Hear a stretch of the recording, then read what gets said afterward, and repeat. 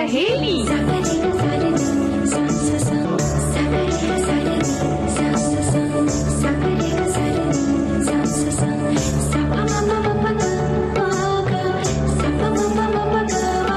सखी सहेली।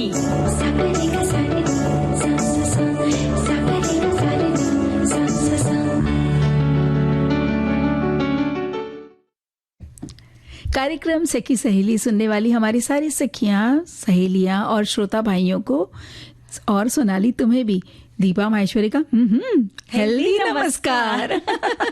दीपा आपको और सभी सखियों, सहेलियों को, श्रोताओं को सोनाली पाठक का सप्रेम नमस्कार। बिल्कुल, आपका जो नमस्कार है सभी ने उसे स्वीकार लिया है। और हेल्थ का ध्यान रखना, बिल्कुल अच्छे हैं। और हेल्थ का ध्यान रखना, सेहत का ध्यान रखना इसलिए जरूरी है कि बदलते मौसम में देखिए ना, घर घर में हम सुन रहे हैं किसी को नजला हो गया है, किसी को खांसी हो गई है, कहीं बुखार है। तो ऐसे में अगर हम पहले से ही थोड़ा सा अपना ध्यान रखते चलते हैं ना, तो ये जो बदलते मौसम में तबीयत जो खराब हो जाती है, ये जरा संभल जाती है। और जो लोग रोज अखबार पढ़ते हैं ना दीपा, उन्हें मालूम होता है कि भाई अभी बहुत जगह पे इस तरह की बीमारियां फैली हुई है, तो पानी उबाल कर पीना चाहिए या अपना ध्यान रखना चाहिए। यानी बहुत सारी सूचनाएं होती हैं, बहुत सारी योजनाएं होती हैं, तो हमें रोज अखबार पढ़ते रहना चाहिए। बिल्कुल सही कहा। और ऐसे ही देखो ना, ये मौसम ऐसा है कि यहाँ पे अलग अलग व्यंजन खाने का और बनाने का बड़ा मन करता है। अच्छा चलिए सखियां, बनाने का भले मन नहीं करता होगा, लेकिन खाने का तो करता होगा ना। मेरा तो मन करता है। बिल्कुल, तो वैरायटी सबको चाहिए, एक विविधता होनी चाहिए, न सिर्फ अपने जीवन में, खाने में भी। हाँ, और है ना, वही तरह के जब हम खाने खाते हैं ना, तो बच्चे क्या, बड़े बूढ़े सारे लोग ना परेशान हो जाते हैं कि अरे वही बना लिया। तो ओट्स जो होते हैं ना, प्रोटीन से भरे होते हैं, तो उसके व्यंजन, बहुत सारे व्यंजन हमारी सखियों ने, हमारे श्रोताओं ने लिखकर भी भेजे हैं। बिल्कुल, किसी ने डोसे का लिखा है, किसी ने उपमा लिखा है, तो किसी ने खीर लिखा है। तो आप भी लिखकर भेजिए कि आपके घर में ओट्स के व्यंजन बनते हैं, और नहीं बनते तो क्या बनने चाहिए। बिल्कुल। और देखिए, थोड़ी मेहनत तो लगेगी, लेकिन मेहनत का फिर फल भी तो बहुत मीठा होता है। और जब सारे खुश हो जाएंगे और उस मेहनत का जब रंग निखर के आएगा, तो फिर देखिए, न सिर्फ हर दिन हमारा जीवन भी संवर जाएगा। और यही शब्द है हमारा आज मेहनत। तो आज का है शब्द हमारा, विचार आपके, इसमें मेहनत है। यानी किसी भी क्षेत्र में चले जाओ, बिना मेहनत के हमें बहुत सफलता नहीं मिल सकती। बिल्कुल। और आजकल की जो हमारी बेटियां हैं, उन्हें लगता है साड़ी पहनने में बहुत मेहनत लगती है। लेकिन जो अनुभवी महिलाएं हैं, वो कहती हैं तुम जितनी देर में ड्रेस पहनोगे, हम उतनी देर में साड़ी पहन लेंगे, हम झट से पहन लेंगे। तो साड़ियों का अपना एक सुंदर संसार है। और एक महिला जितनी खूबसूरत साड़ी में लगती है, किसी अन्य परिवेश में, परिधान में शायद कम लगती है। ये आपको क्या लगता है, आप जरूर बताइएगा सखियां, कि साड़ी पहनना आसान है या ड्रेस पहनना आसान है? और अगर आसान ड्रेस है तो खूबसूरत किस में ज्यादा दिखते हैं? और श्रोता भाई भी बताएं कि महिलाएं किस ड्रेस में, यानी किस परिधान में ज्यादा सुंदर लगती है। तो खंडुआ साड़ी ओडिशा के बारे में हम जानकारी देंगे। और हमारी बहुत सारी श्रोताओं ने, हमारी बहुत सारी सखियों ने भी इस विषय में मैसेज लिखना शुरू कर दिया है। साथ ही आज एक खास दिन है, अंतर्राष्ट्रीय युवा दिवस है। तो सारे युवाओं को भी हम बहुत सारी बधाइयां और शुभकामनाएं देते हैं। बिल्कुल, उन सभी को उनकी ऊर्जा को सलाम, और उन्हें ये एक सीख भी देते हैं कि अपनी ऊर्जा को एक सकारात्मक पथ पे आगे बढ़ाते हुए अपने जीवन को संवारते चलें। जी। और अब हम क्या करें? गीत सुनते हैं। चलो।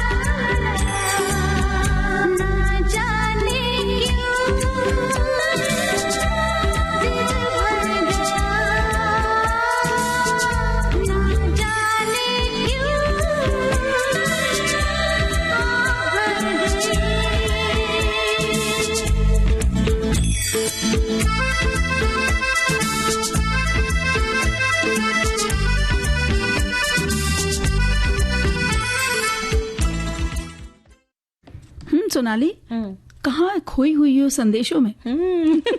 यहाँ आने के बाद में हम दोनों नहीं होते हैं दीपा। हमारे साथ में इतने सारी श्रोता, इतनी सारी सखियां जो घर में सुनते हैं और हम उनके संदेश पढ़ते हैं। बिल्कुल। तो संदेशों के माध्यम से बहुत सारी हमारी सखियां इस वक्त हमारे साथ हैं, जुड़ी हुई हैं। और आज एक खास दिन है, अंतर्राष्ट्रीय युवा दिवस। बिल्कुल। तो युवा जो होते हैं ना, किसी भी देश का वर्तमान और भविष्य की सबसे मजबूत नींव होते हैं। उनके भीतर असीमित ऊर्जा, कुछ नया करने की ललक और दुनिया को बदलने का साहस होता है। और इसी ऊर्जा और सामर्थ्य को सम्मानित करने और युवाओं से जुड़े मुद्दे पर वैश्विक ध्यान आकर्षित करने के उद्देश्य से हर साल 12 अगस्त को अंतर्राष्ट्रीय युवा दिवस यानी इंटरनेशनल यूथ डे मनाया जाता है।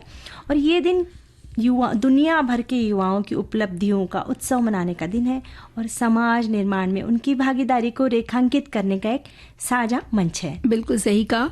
और अगर हमारे देश की हम बात करें तो इस संदर्भ में देखा जाए तो ये दिन और भी खास और जीवंत हो उठता है, क्योंकि हमारा देश जो है वो दुनिया के सबसे युवा देशों में से एक है, जहाँ की आबादी का एक बड़ा हिस्सा 35 वर्ष से कम आयु का है। तो भारत का युवा जो है उसको हम केवल जनसांख्यिकीय लाभांश यानी डेमोग्राफिक डिविडेंड ये नहीं हम बोल सकते, ये आंकड़ा नहीं है वो लोग, ये नहीं हम मान सकते, बल्कि देश के आर्थिक, तकनीकी और सांस्कृतिक बदलाव का मुख्य कारक भी हमारे युवा हैं। ये तो बात आपने बहुत सही कही दीपा।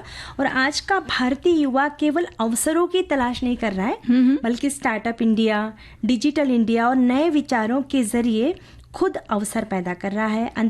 अंतरिक्ष से लेकर खेल के मैदान तक या तकनीक से लेकर सामाजिक क्रांति तक भारत का युवा हर क्षेत्र में विश्व स्तर पर अपनी पहचान बना रहे हैं। बिल्कुल सही कहा। और अंतर्राष्ट्रीय युवा दिवस और एक देश के युवाओं का ये संगम इस बात का प्रतीक है कि जब युवा सशक्त होता है तो वो न केवल अपने देश की प्रगति का मार्ग प्रशस्त करता है, बल्कि पूरी दुनिया को एक नई दिशा दिखाने का भी सामर्थ्य रखता है।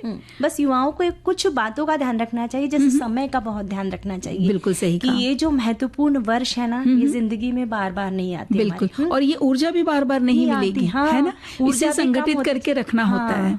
तो बस ये जो समय है इसका बहुत ध्यान रखना चाहिए। और हमारे जो बड़े बुजुर्ग कहते हैं कि भाई समय का ध्यान रखो, थोड़ा मोबाइल से दूर रहो, थोड़ा पढ़ लिख लो, तो उन बातों को जो युवा ध्यान में रखते हैं ना, उनका जीवन उज्जवल हो जाता है। बिल्कुल। और सबसे जरूरी बात है मेहनत। जी बिल्कुल सही कहा। और ये वो सुनहरे वर्ष हैं जहां आप जो चाहे वो कर सकते हैं, क्योंकि अभी आपके पास आजादी है, स्वतंत्रता है। क्योंकि आगे चल के जैसे जैसे उम्र बढ़ेगी जिम्मेदारियां हमेशा बढ़ती जाती है, और उस वजह से कई बार अपने सपनों को हमें पीछे छोड़ना होता है, क्योंकि जिम्मेदारी ज्यादा बड़ा रूप ले लेती है। तो आप चाहें जो चाहे वो कर सकते हैं, बशर्ते बस ये ध्यान रखिएगा कि हमारे घर वाले कहीं पे उनकी मानहानि ना हो, या उन्हें ऐसा ना लगे कि हमारा बच्चा क्या कर रहा है। अगर आप अपने गांव, देश, प्रदेश कहीं से भी बाहर दूर हैं, तब भी माता पिता को ये लगे जहां भी हमारा बच्चा है बिल्कुल सही है और एक सकारात्मक सोच के साथ जीवन में आगे बढ़ रहा है। और अपने देश, अपने बड़े बुजुर्ग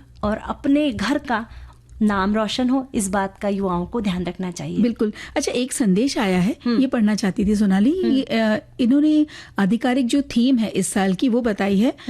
थीम है अलग परिस्थितियां, समान आकांक्षाएं। तो इस विषय पर जोर देता है इस साल का ये थीम कि भले ही दुनिया भर के युवाओं की सामाजिक और भौगोलिक स्थितियां अलग हो, लेकिन उनके सपने और जरूरतें एक जैसी हैं। बहुत सुंदर संदेश लिखकर भेजा है। और अब क्या किया जाए? आज थोड़ी हल्की सी फुहार यहाँ पर रिमझिम सी बरसात हो रही है, तो चलिए दोस्तों उसे महसूस करते हैं गीत के माध्यम से।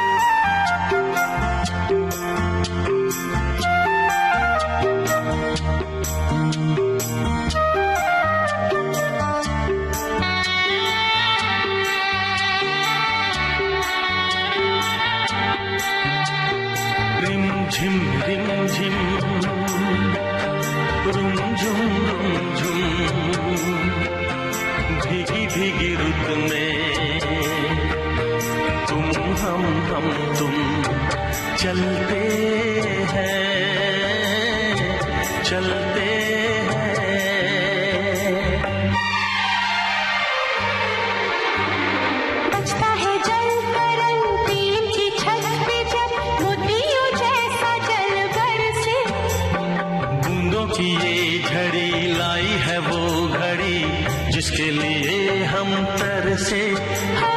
बजता है जल तरंगी की छत पे जब मोतियों जैसा जल बरसे।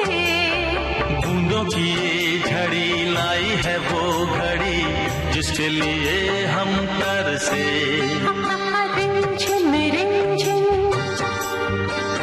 रिमझिम रिमझिम भीगी भीगी रुत में तुम हम तुम। चलते हैं चलते हैं।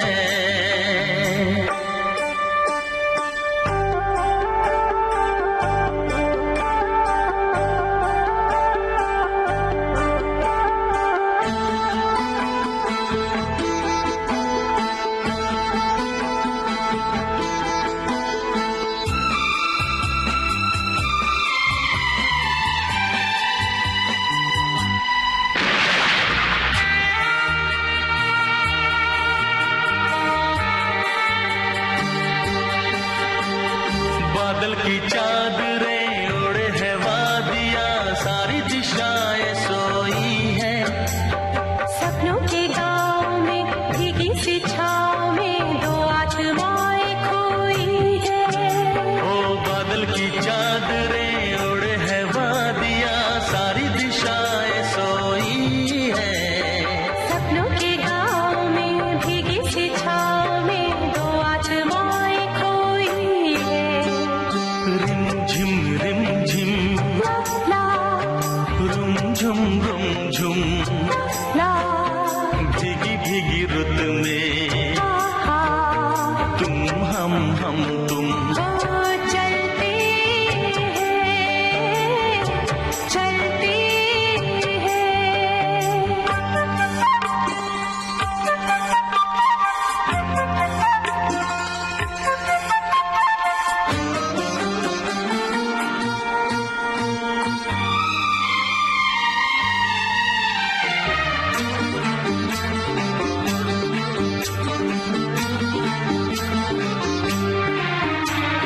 आई है देखने झीलों के आईने बालों को खोले घटाई। राहें धुआं धुआं जाएंगे हम कहाँ आओ यहीं रह जाए। आई है देखने झीलों के आईने बालों को खोले घटाए। राहें धुआं धुआं जाएंगे हम कहाँ आओ यहीं रह जाए। रिमझिम रिमझिम रिमझिम रुमझुम रुमझुम रुमझुम भीगी भीगी रुत में हे तुम हम तुम। ओ चलते हैं चलते हैं। रिमझिम रिमझिम रिमझिम रिमझिम रुमझुम रुमझुम रुमझुम रुमझुम भीगी भीगी रुत में भीगी भीगी रुत में तुम हम तुम। चलते हैं चलते हैं।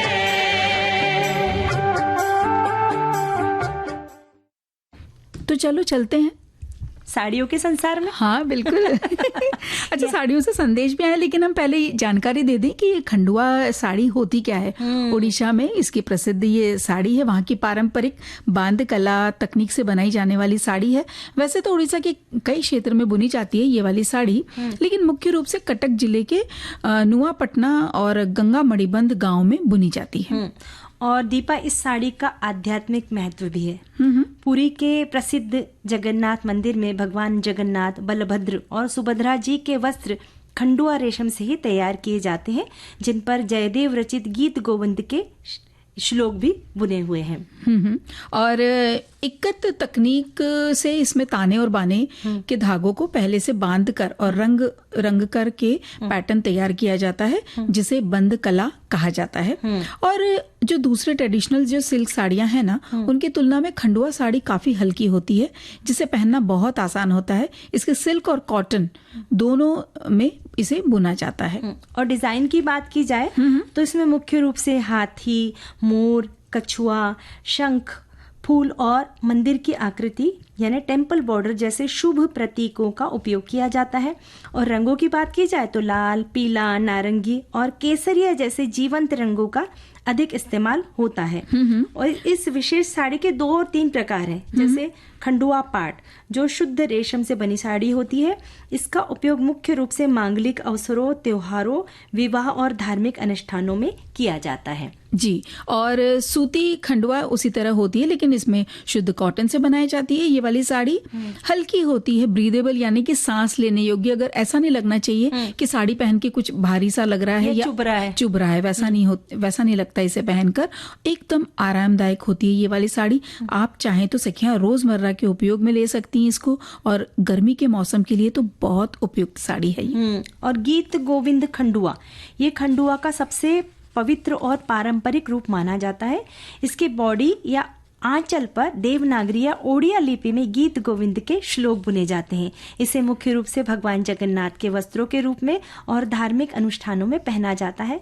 और एक है टसर खंडुआ, इसमें टसर सिल्क का उपयोग किया जाता है। इसमें साड़ी को एक प्राकृतिक हल्का सुनहरा और मैट टेक्सचर मिलता है। अब देखो ये इतनी तरह की साड़ी है, तो अगर आपको टसर जो फैब्रिक है वो पसंद है तो उसकी साड़ी ले सकते हैं। अगर कॉटन पसंद है तो वो ले सकते हैं। सिल्क पहनना चाहती हैं तो वो ले सकते हैं। आप चाहे तो इस साल की दिवाली या बड़े उत्सव, कोई बड़े उत्सव के लिए भी इस साड़ी को ले सकते हैं। तो प्राइस रेंज अगर आप बोलें कि किस प्राइस में आती होंगी, तो 2,500 से 25,000 के ऊपर तक ये साड़ी मिलती है। तो जितने शुद्ध रेशमी धागे उसमें बढ़ते जाएंगे, वैसे ये साड़ी का दाम बढ़ता चला जाएगा।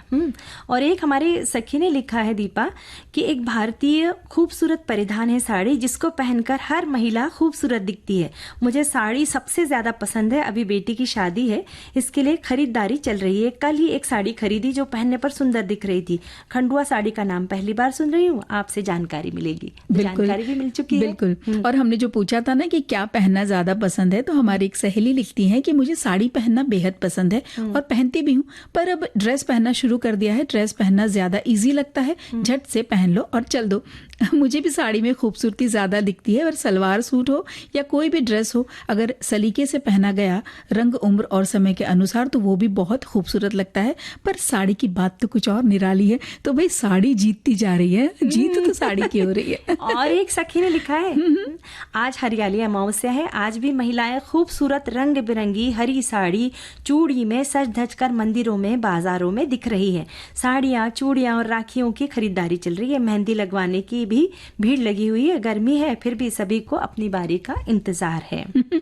वहीं हमारे एक श्रोता भाई ने लिखा है, जी ये डिपार्टमेंट तो केवल माताओं बहनों का है। भाई बात तो सही है, लेकिन खरीदनी तो जाना तो आप ही को पड़ेगा ना। आगे लिखते हैं कि इस विषय में मुझे कुछ नहीं पता, केवल साड़ियों के विषय में सुनकर जानकारी बटोरेंगे। आप सिर्फ जानकारी नहीं बटोरेंगे, इस साल उन्हें दिलाएंगे भी। हाँ बिल्कुल, प्रॉमिस चाहते हैं। और एक साथी ने लिखा है कि काश साड़ी परिधान पुरुषों के लिए भी होता। पैंट शर्ट तो महिलाओं के परिधान में सम्मिलित हो चुका है। धोती थोड़ा साड़ी से मैच करती है, पूरी नहीं। पर देखा है ना, आजकल साड़ियों से भी ना पुरुष उसके परिधान बनाते हैं, उसके धोती सिलवाते हैं, हाँ, कुर्ते बनवाते हैं, जैकेट बनवाते हैं। तो पुरानी अगर साड़ी हो चुकी है तो उससे जो हमारे पुरुष भाई हैं वे भी उससे कुछ कुछ जैकेट्स वगैरह, धोती वगैरह बनवा सकते हैं। बिल्कुल। और वो भी कहीं दिखा सकते हैं कि देखिए हमारा भी अंदाज अलग है, निराला है। जैसे कि इस गाने में हमारी हीरोइन देखिए क्या कह रही है।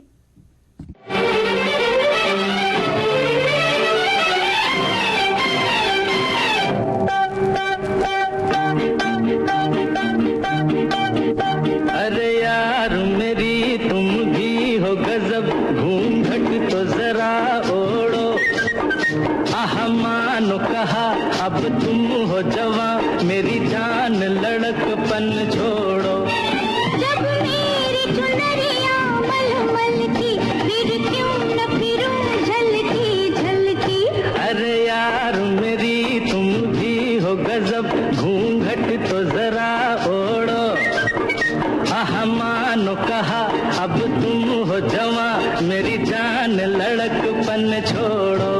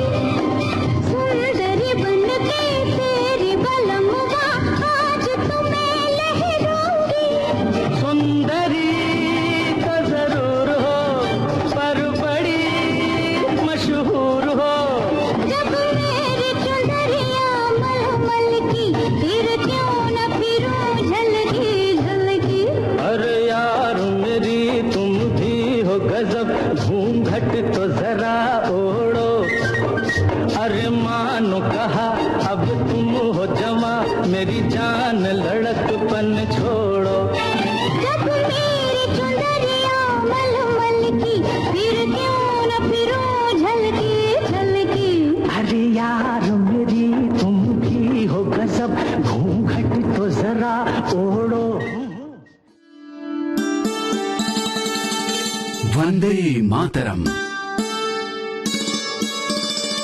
ऋषि बंकिम चंद्र चट्टोपाध्याय की लेखनी से अवतरित दिव्य रचना जो बनी स्वतंत्रता सेनानियों के लिए तेजोमय प्रेरणा।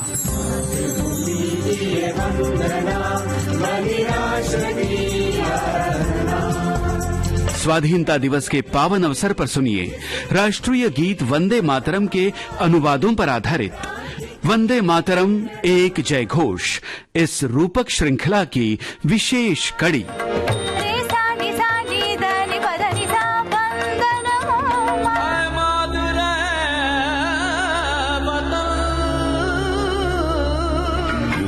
With thy wings of delight, dark fields waving, mother of night.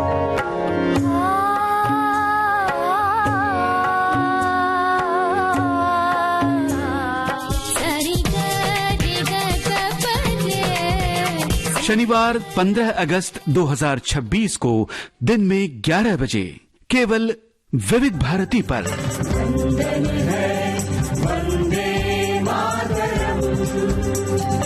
Wishes mega episode Vande Mataram एक जय घोष।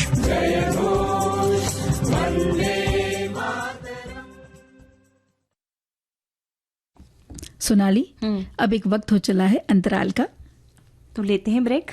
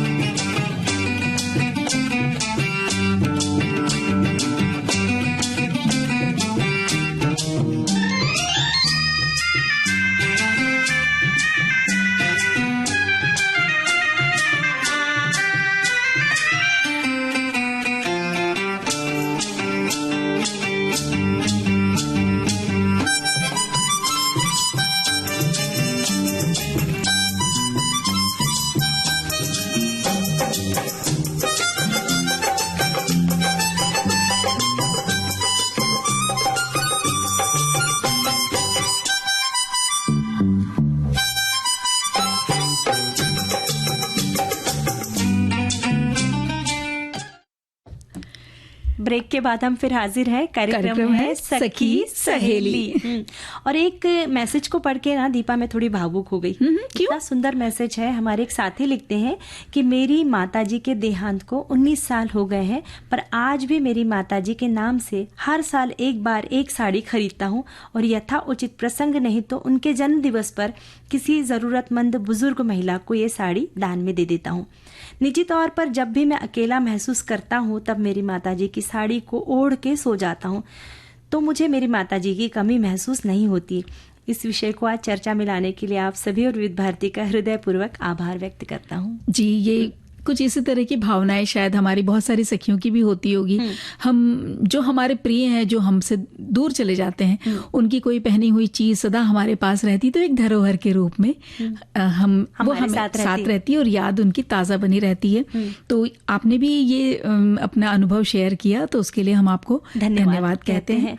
और भाई देखिए ना, कभी कभी दीपा ऐसा होता है ना कि बहुत सारी साड़ियों के सेल भी लगे होते हैं, उसकी भी सूचना हमें अखबारों से मिल जाती है जी कि फला कंपनी की जो साड़ियां हैं वो बहुत सस्ती और बहुत अच्छी होती हैं, तो उसका हमारे शहर में सेल लग गया, उसमें 50% ऑफ है, तो कभी 25% है। और खासकर बारिश के मौसम में बहुत साड़ियों के सेल लगते हैं। सोनाली, आपका इशारा समझ गए। हम मान गए भाई कि अखबार रोज पढ़ना बेहद जरूरी है। और उसमें सिर्फ साड़ी के बारे में नहीं पढ़ना है, नहीं तो ऐसा है कि उस पन्ना खोल लिया, देख लिया कि कहाँ सेल लगा है। हम महिलाएं यही करती है ना, सबसे पहले उस पन्ने पे जाती हैं जहाँ पे एग्जीबिशन कहाँ चल रही है, सेल कहाँ चल रही है, सबसे पहले हम वो पढ़ते हैं और फिर घर में कहते हैं भाई शनिवार रविवार को हम तो बिल्कुल व्यस्त रहने वाले हैं।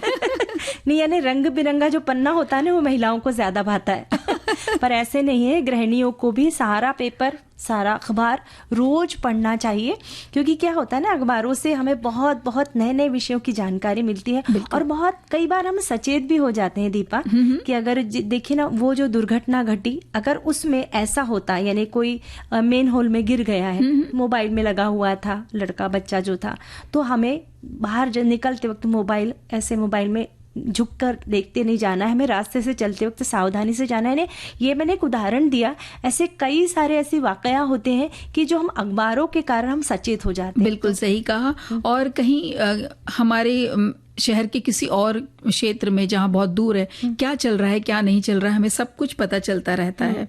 यहाँ तक कि देश विदेश की सारी मुख्य जानकारियां भी हम प्राप्त कर पाते हैं, जो कि ऐसा नहीं है कि महिलाएं हैं तो हमें कुछ बाहर के बारे में ना पता चले, ये जरूरी नहीं है। हर चीज के लिए सतर्क और सचेत रहना आज के जमाने में सबके लिए, उम्र कोई भी हो, बेहद जरूरी है। वैसे दीपा, अखबार केवल कागज के कुछ पन्नों का संग्रह नहीं होता है, बल्कि वर्तमान समय का सजीव दस्तावेज होता है।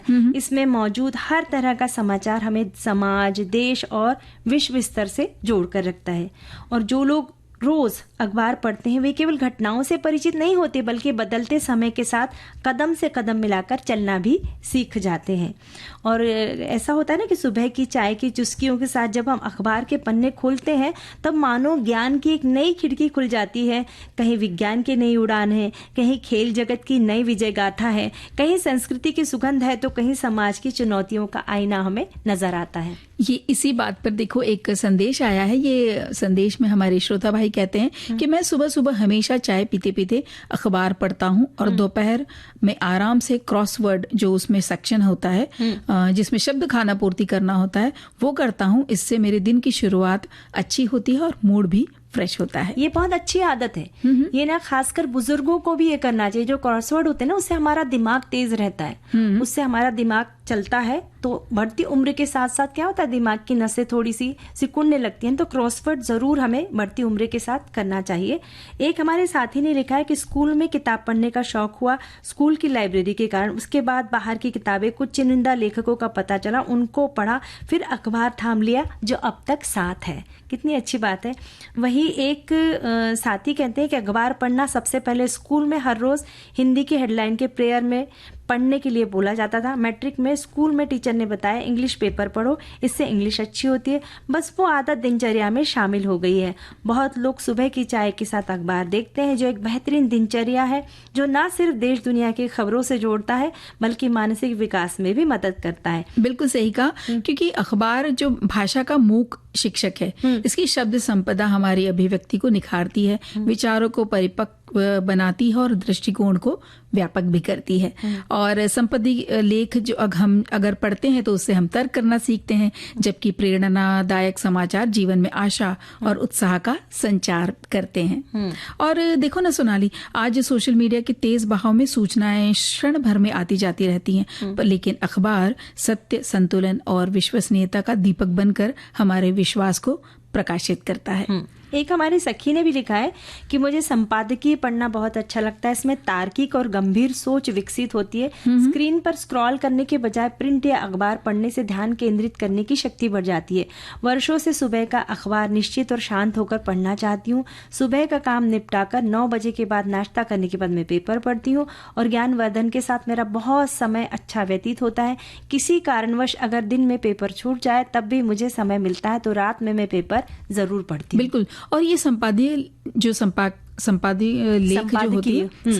लेख जो है, इसे पढ़ना बेहद जरूरी है बच्चों को भी, क्योंकि अगर आप किसी भी तरीके की प्रतियोगी परीक्षा में भाग लेना चाहते हैं, कॉम्पिटिटिव और मतलब पूरे ऑल इंडिया लेवल पे, तो इसमें ये एडिटोरियल सेक्शन आपको बहुत काम करता है, बहुत मदद करता है जानकारी हासिल करने के लिए। और कहीं पर कुछ ऐसा सेक्शन आता है कि आपको ऐसे या निबंध कहीं पे लिखना है, तो ये खंड आपको आसानी से उसको पार करने में मदद करता है। और आप क्या करना है? हमें तो गीत सुनना है। सुनते हैं गीत।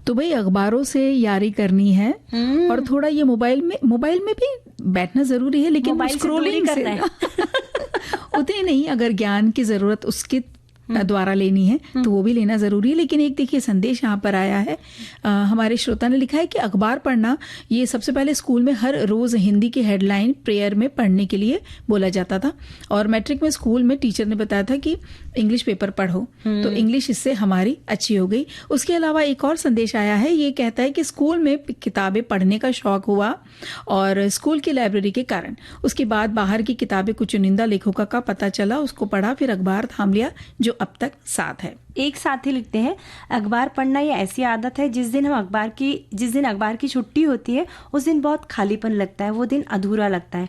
जो समय अखबार पढ़ने का होता है समय कटता नहीं। मेरा समय दोपहर का है अखबार पढ़ने का। जब काम से फ्री होकर बैठती हूँ तो अखबार पढ़ती हूँ, और इसी समय सखी सहेली कार्यक्रम आता है तो उसको भी सुनते हुए अखबार पढ़ते हुए। अखबार हम जो पढ़ते हैं हमको वही अखबार अच्छा लगता है। जिस दिन गलती से कोई दूसरा डाल जाए तो पढ़ लेते हैं तो मज़ा नहीं आता है उस अखबार। मैंने अपने बच्चों के लिए अंग्रेजी अखबार भी शुरू किया था, दोनों बस स्पोर्ट की खबर पढ़ लेते थे, बस बाकी कुछ नहीं। अखबार पढ़ने की आदत सभी को होना चाहिए, जिससे शहर देश विदेश के समाचार मिलते हैं, जिससे हमारा ज्ञान बढ़ता है। बिल्कुल, और ज्ञान बढ़ाने के लिए मेहनत करना जरूरी है ताकि हम जीवन में आगे बढ़ सकें, और यही हमारा आज का शब्द भी है। तो बहुत सारे विचार आए हैं। हमारे एक श्रोता ने लिखा है कि मेहनत सफलता की कुंजी है, चाहे वो कोई भी क्षेत्र हो। कठिन श्रम के बिना तो कुछ भी नहीं मिलता। किसी लक्ष्य को पाने या काम को पूरा करने के लिए किया जाने वाला शारीरिक या मानसिक प्रयास, इसे लोग पुरुषार्थ या श्रम भी कहते हैं, जो सफलता की तरक्की की नींव है। मजदूरी, खेलकूद या खेती जैसे काम जिसमें शरीर की ताकत लगती है। मानसिक श्रम, पढ़ाई, योजना बनाना या बौद्धिक कार्य जिसमें दिमाग का उपयोग होता है। और साथी कहते हैं जी पढ़ना चाह रहे हैं। बस इसमें एक बात और इन्होंने कही है कि इंसान हर कठिनाई का सामना करना सीखता है। मेहनत से व्यक्तित्व का विकास और मजबूती भी आती है। एक कहते हैं मेहनत का फल हमेशा मीठा होता है। मेहनत वो सुनहरी कुंजी है जो भाग्य के बंद कपाट को खोलती है। मेहनत ही सफलता का रहस्य है। यानी इन्होंने पूरा जीवन का सार ही लिख दिया इस छोटे से संदेश में। सही बात है। एक संदेश और ये कह रहा है कि मेहनत हमारा जीवन, मेहनत हमारा नारा। मेहनत में जगमगाता है तकदीर का सितारा। इतिहास गवाह है कि मेहनत हमारे जीवन का अभिन्न अंग है। बिना मेहनत जीवन में सफलता नहीं। मेहनत सफलता की ऊंचाइयों तक हमें पहुंचने में संभव कर देता है हमारा रास्ता। एक सखी ने लिखा है, हमारी दोनों सखियां मेहनत करके इतने सुंदर और अच्छे कार्यक्रम की रूपरेखा तैयार करती है, फिर उन्हें सजाकर प्रस्तुत करती है। हम सभी मिलकर सुनते हैं, उनके बारे में 2 शब्द कहते हैं, अंत में हम और आप दोनों ही खुश होते हैं। मेहनत करने के बाद जो मिलता है उसकी खुशी का कोई वर्णन नहीं कर सकता। इसलिए मेहनत तो जरूरी करनी चाहिए। कभी कभी परिणाम देर से मिलता है पर मिलता जरूर है। बिल्कुल सही कहा। और धन्यवाद कहते हैं। बिल्कुल धन्यवाद उन्हें। और देखिए मेहनत सिर्फ सखियां नहीं, आप भी उतनी ही करते हैं। कितने सुंदर मैसेज लिखते हैं। बिल्कुल, कभी कभी तो ऐसा लगता है इस मैसेज को लें, किस मैसेज को छोड़ें, ये भी असमंजसता हमारे सामने आ जाती है। और मेहनत के बगैर तो कहीं कोई सुंदरता आ ही नहीं सकती, जैसे कि इस गाने में ये सुंदरता है।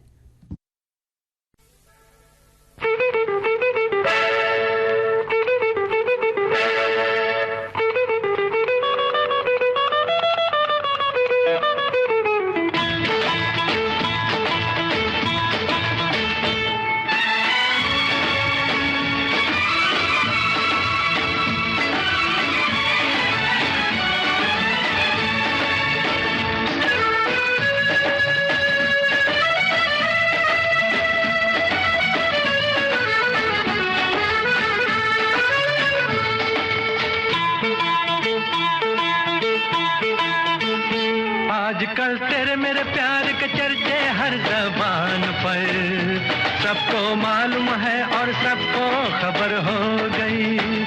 आजकल तेरे मेरे प्यार के चर्चे हर ज़बान पर, सबको मालूम है और सबको खबर हो गई।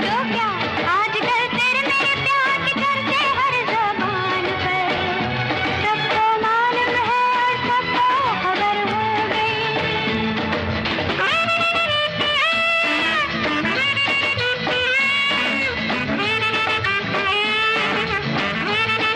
गई।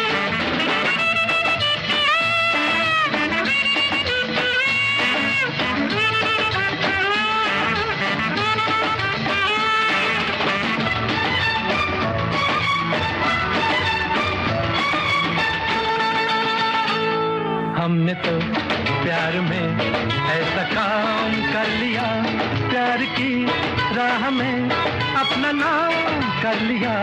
हमने तो प्यार में ऐसा काम कर लिया, प्यार की राह में अपना नाम कर लिया, प्यार की राह में अपना नाम कर लिया।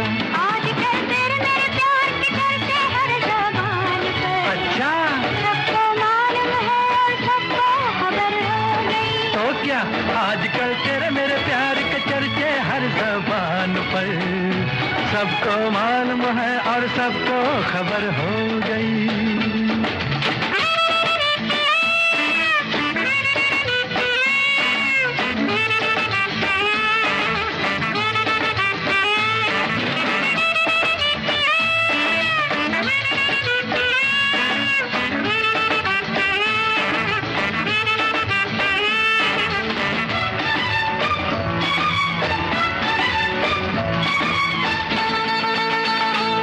दो बदन एक दिल एक जान हो गए, मंजिलें एक हुई हम सफर बन गए।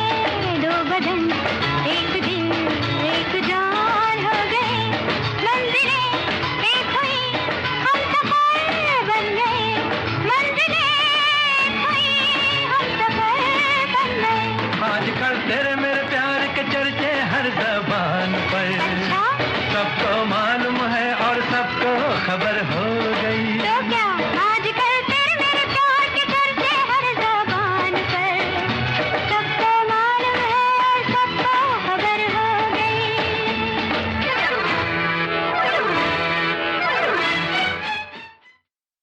दीपा जी, हमारे इतने सारे श्रोताओं ने, सखियों ने मेहनत पर भर भर के कमेंट्स लिखे हैं। एक साथ ही लिखते हैं कि मेहनत सफलता की पहली सीढ़ी है। मेहनत के बिना कोई भी सपना अपनी मंजिल तक नहीं पहुंचता। किसान तपती धूप में खेत में पसीना बहाता है, तभी धरती सोना उगलती है। क्या बात। विद्यार्थी दिन रात पढ़ाई करता है, तभी सफलता उसके कदम चूमती है। कलाकार बार बार अभ्यास करता है, तभी उसकी कला में निखार आता है। यानी सफलता अचानक नहीं मिलती, उसके पीछे अनगिनत छोटे छोटे प्रयास छिपे होते हैं। याद रखिए, किस्मत का रास्ता दिखा सकती है, अवसर दरवाजा खोल सकता है, लेकिन मंजिल तक पहुंचने का काम मेहनत ही करती है। बिल्कुल सही कहा, बहुत सुंदर बात। और इसी तरह से एक और संदेश आया है, ये कहते हैं कि कभी कभी हम मन में कुछ बातें ठान रहते हैं और कि अमुक काम करेंगे, पर सिर्फ मन में ही सोचते ही रहते हैं और उस कार्य को करते ही नहीं। कार्य सिर्फ सपना बनकर रह जाता है, यानी मेहनत नहीं करने से कार्य सिद्ध नहीं होता है। संस्कृत में एक श्लोक है, उद्मेन ही सिद्ध्यन्ति कर्याणि नाम मनोरथे, यानी कि भाई तभी कोई भी काम पूरा होगा जब आप उसको सिद्ध करने की कोशिश करेंगे। और एक साथी कहते हैं कि बिना मेहनत के कोई भी कार्य संभव नहीं है, और इस कड़ी मेहनत से जो प्राप्त होता है उसका आनंद ही कुछ अलग होता है। परिश्रम से मिली सफलता में जो सुकून है वे कहीं और नहीं है। बेशक सफलता देर से मिले, पर निराश नहीं होना चाहिए, क्योंकि मकान बनाने से ज्यादा समय महल बनाने में लगता है। बिल्कुल सही कहा। और एक और संदेश है, ये कहते हैं कि मेहनत का फल हमेशा मीठा होता है। मेहनत वो सुनहरी कुंजी है जो भाग्य के बंद कबाड़ को खोलती है। मेहनत ही सफलता का रहस्य है। और दीपा, जब हम कोई व्यंजन बनाते हैं तब भी हमें थोड़ी मेहनत करना पड़ता है। बात तो बिल्कुल सही कही, क्योंकि ऐसा होता है ना कि बोलते हैं कि सिर्फ ये तो 2 मिनट में बन जाएगा। हाँ, बनने में भले ही उसे 2 या 4 या 5 मिनट लगते हैं, पर उसके पीछे जो तैयारी होती है ना, उसमें 1 घंटा चाहिए। कि उसमें जब हमें प्याज काटना होता है, मिर्ची काटना पड़ता है, फिर अगर कुछ हरी धनिया है तो उसे साफ करना पड़ता है, धोना पड़ता है, फिर उसके बाद में फिर बर्तन कौन से, सब चीज़ के जिस चीज़ में बनाना है हमें वो बर्तन अलग अलग चुनने पड़ते हैं। तो उसके पीछे बहुत मेहनत होती है। यानी मेहनत के सिवा हमारा व्यंजन भी नहीं बन सकता। बिल्कुल सही कहा भाई, मेहनत हम करते चलेंगे, लेकिन साथ में कैसे बनाना है वो भी सीखते चलेंगे। तो ओट्स की एक रेसिपी आई है सोनाली, ये इसमें सामग्री दिया है। ओट्स को लेना है आधा कप, पानी या दूध ले सकते हैं आप 1 से 1.5 कप तक। सब्जियां लेनी है, प्याज, टमाटर, गाजर या मटर बारीक कटी हुई। आपके पसंद की और भी सब्जियां आप बढ़ा सकते हैं। तड़के और मसाले के लिए घी या तेल ले लें, जीरा, हल्दी, नमक और लाल मिर्च। बनाने की विधि है कि कढ़ाई में घी या तेल गरम करें, जीरा और प्याज डालकर हल्का भूनें। बारीक कटी सब्जियां और टमाटर भी डालें। हल्दी, नमक और मसाले डालकर इसको मिलाएं। ओट्स डालकर 1 मिनट तक और भूनें। अब पानी या दूध डालकर इसमें उबाल आने दें। 3 से 4 मिनट तक धीमी आंच पर पकाएं। ये थोड़ा सा गाढ़ा होता चला जाएगा। ये ओट की तासीर, आप जितना जितना पानी डालेंगे वो सोखता चला जाएगा। तो आप ये समझ लीजिए एक तरह की खिचड़ी की तरह ही हो गई। अब इसमें ओट्स के साथ आप चाहें तो थोड़ा हुआ भीगा हुआ, इसी रेसिपी में भीगी हुई दाल डाल सकते हैं, जैसे मोगर की दाल या मूंग की दाल की जो छिलके वाली मूंग की दाल है वो भी डाल सकते हैं। तो ये अपने आप में एक पूर्ण आहार बन जाएगा। और एक साथी ने लिखा है कि ओट्स को कढ़ाई में भून ले, उसे ठंडा कर ले, उस भुने हुए चने के साथ उसे पीस ले। आपके लिए स्वादिष्ट पौष्टिक सत्तू आटा तैयार है और इसी आटे से आप नमकीन पराठे और रोटी बना सकते हैं। ये सुपाच्य भी है और खाने में बहुत लजीज लगती है। देखिए ना, ओट्स के बहुत सारे व्यंजन बनाए। ओट्स का चीला बनाया जा सकता है। ओट्स को सूखा ही हमें पीस लेना है, उसमें फिर आप थोड़ा सा बेसन, थोड़ा सा चावल का आटा मिला दे, उसमें अदरक लहसुन मिर्ची की पेस्ट डाल दे और उसके अंदर थोड़ा सा पानी डाल के उसका घोल बना के और उसके चीले बना सकते हैं। गरम गरम भी अच्छे लगते हैं। उसके बाद में इसी मिश्रण में अगर आप थोड़ा सा रवा डाल के, दही डाल के उसे थोड़ी देर के लिए ढककर रख दे और जब बनाना हो तब उसमें फ्रूट सॉल्ट डाल के उसका हम ढोकला भी बना सकते हैं। बिल्कुल। तो और एक और संदेश देखिए, ये एक छोटी सी रेसिपी आई है सोनाली। कहते हैं कि ओट्स का चीला बनाने के लिए आप 1 कप ओट्स लें और 1 कप बेसन, दोनों मिक्स कर लें। इसमें लौकी, प्याज, टमाटर, हरी धनिया, आप चाहें तो गाजर वगैरह भी कीस के कद्दूकस करके डाल सकते हैं। घी लगाकर इसको चीले बनाएं और हरी चटनी के साथ खा सकते हैं। और जब ये चीले बनाएंगे तो पता भी नहीं चलेगा घर में बच्चों को कि आपने इन्हें ओट्स का चीला खिला दिया है ना। बहुत अच्छा लगता है ओट्स। और इसकी खीर भी बहुत अच्छी बनती है कि घी में थोड़ा सा ओट्स को भून लिया और उसके बाद में उसमें दूध डाल दिया। अगर आप उसमें शक्कर नहीं डालना चाहते हैं तो उसमें खजूर है ना, खजूर को थोड़ा सा घी में ऐसा नरम करके और उसे मिक्सी में से चला के उसकी जो पेस्ट है, खजूर पेस्ट डाल के उसमें ड्राई फ्रूट्स डाल के दे सकते हैं। तो ये बुजुर्गों को भी दे सकते हैं, बच्चों को भी दे सकते हैं। तो ऐसी पौष्टिक चीजें जब घर में बनती है ना और जब घर उस खुशबू से महकता है, उसका हम वर्णन नहीं कर सकते। बिल्कुल सही। और ओट्स का सत्तू बनाना भी बताया है हमारे एक श्रोता ने। कहते हैं कि ओट्स को कढ़ाई में भून लें, उसे ठंडा कर लें, इसे भुने हुए चने के साथ पीस लें। आपके लिए स्वादिष्ट पौष्टिक सत्तू आटा तैयार है। इस आटे से आप नमकीन पराठे बनाइए या रोटी बनाइए। ये सुपाच्य भी है और खाने में बहुत लजीज है। और अब क्या करना है?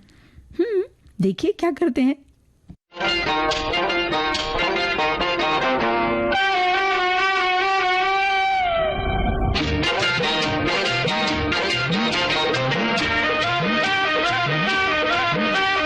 दरिया किनारे एक बंगलो बपोरी जई जो जई।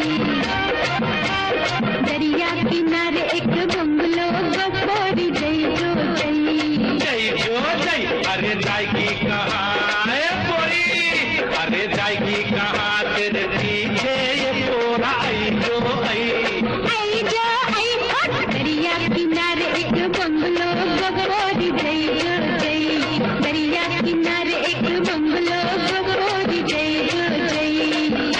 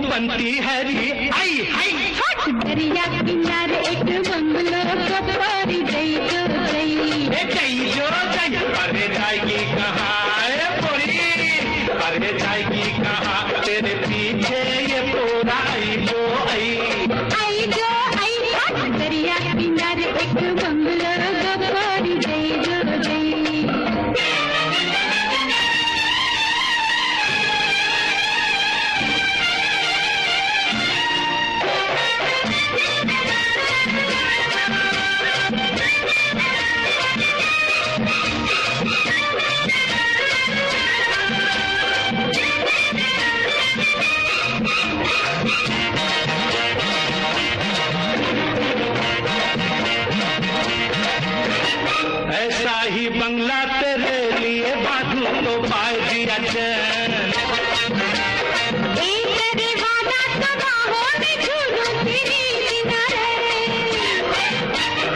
ऐसा ही बंगला तेरे लिए बांधूं तो पाए दिया चैन।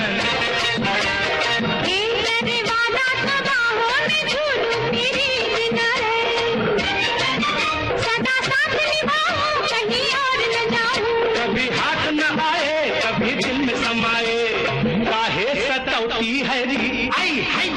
दरिया किनारे एक बंगलो गोरी जई जो जई, जई जो जई, अरे जाएगी कहाँ रे पोरी, अरे जाएगी कहाँ तेरे पीछे ये पोरा आई जो आई। आई जो आई, दरिया किनारे एक बंगलो गोरी जई जो जई, दरिया किनारे एक बंगलो गोरी जई। दीपा, हमारे एक साथी लिखते हैं कि साथे ओट्स में कुछ भी मिक्स नहीं होता, ये केवल जई ओट्स शुद्ध रूप होते हैं। हालांकि स्वाद और सेहत के लिए लोग इसमें दूध, फल और मसाले मिलाते हैं। मीठे ओट्स में मिलने वाली चीजें, उन्होंने कहा कि उसको पकाने भिगाने के लिए दूध या पानी का इस्तेमाल किया जा सकता है, और उसमें केला, सेब, स्ट्रॉबेरी या आम, मेवे या बीज, बादाम, अखरोट, चिया सीड्स, कद्दू के बीज या मीठेपन के लिए उसमें शहद, गुड़ या मैपल सिरप डाल दिया जा सकता है, और इस तरह से स्वादिष्ट ओट्स की रेसिपी बन सकती है। तो आज तो बहुत सारे ओट्स बनाने के तरीके हमने भी सीख लिए हैं। बहुत सारे सीखे, श्रोताओं से हम बहुत कुछ सीखते हैं दीपा। बिल्कुल सही कहा। और देखो, अब वक्त कहता है कि आज तो हमें लेना होगा विदा। पहले श्रोताओं को धन्यवाद कह देते हैं। सारे श्रोताओं को दिल से धन्यवाद इतने सुंदर सुंदर कमेंट्स लिखने के लिए और हमसे जुड़ने के लिए। और अब लेते हैं इजाजत आप सभी को, सोनाली पाठक और दीपा माहेश्वरी का नमस्कार।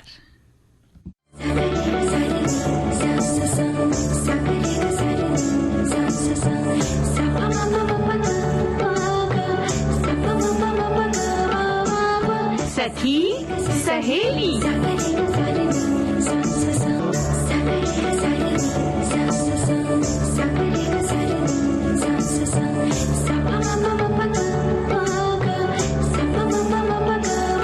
सखी सहेली।